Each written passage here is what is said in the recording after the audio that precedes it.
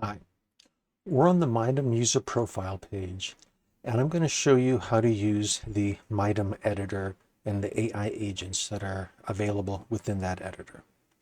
So I've got a organization down here called Method Intelligence, which is where I will have a project that is called documentation work.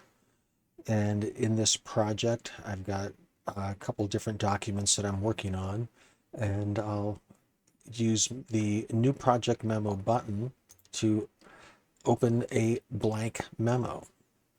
Now, like many pages on the Midom website, along the right edge are all of the memos that you currently have access to. And then there's the main content area, which is whatever's the utility or tool that you're working. And then there's typically some sort of status or some sort of, if you're working on some sort of content, there's a status pull down, which allows you to set the status of that content.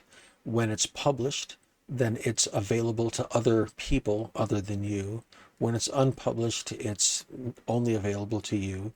And when it's archived, it's available to you and the organization owner only. So we'll make this one published. And then we've got these two different buttons that will reveal additional controls. So the file browser, it allows you to upload files from your local file system and view them, and also then embed them into the memo. And when you're not using it, you can of course close it. And then there's the AI agents that are available to use with the memo. There's this top set of controls is voice to text. On the lower left is a memo editor bot, which is available to make changes to the contents of the memo editor. And then there's the memo discussion bot, which allows you to have discussions about the quality of the writing within the memo editor. So to give a little example, let's put something into the memo. So you can direct the memo, or you can direct voice to text into any one of these three different locations, into the memo editor bot, or the memo discussion bot.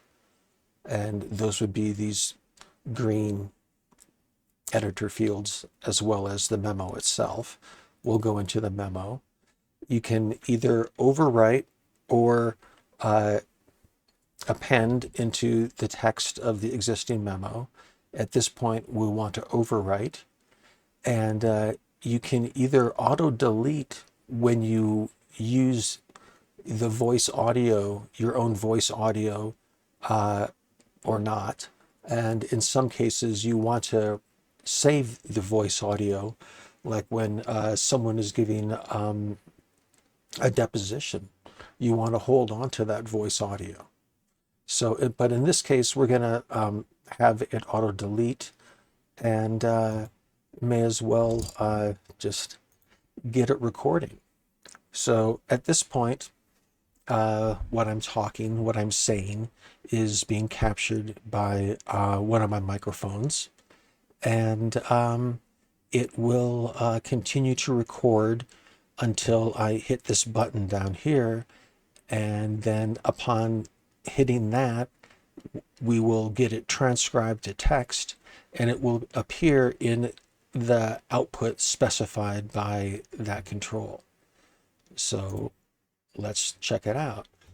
Here we have this being sent to the service. It comes back, and that's what I was saying as this was taking place, as the recording was going. I'll make that a little bit easier to read.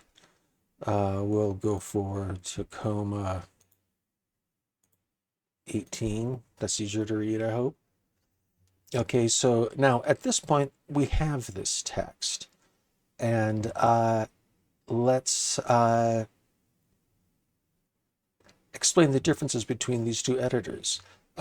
This editor here will allow you to make changes to the contents of the editor, and it's a separate AI because this contents up here is actually HTML and CSS for font and color changes. And so when you ask the Memo Editor bot to make changes, it's actually working in HTML. And this one over here, when you ask it questions, it's receiving only the text because this is literary critique. So you're able to ask, one of multiple different bots, like the executive secretary version, or just a straight college literature professor, or a legal secretary. They'll give you their opinions on the contents of what is inside the editor. And let's see here. Do I have an example of any of that? I think I do. Oh, here's an overview of all of these different pieces. So we've got the word processor. We've got the single button that shows and reveals these controls here. And then you've got voice to text. You've got one AI that will modify the contents of the word processor. And then you've got one AI that allows you to discuss the quality of this. And I will give an example of that in the next video.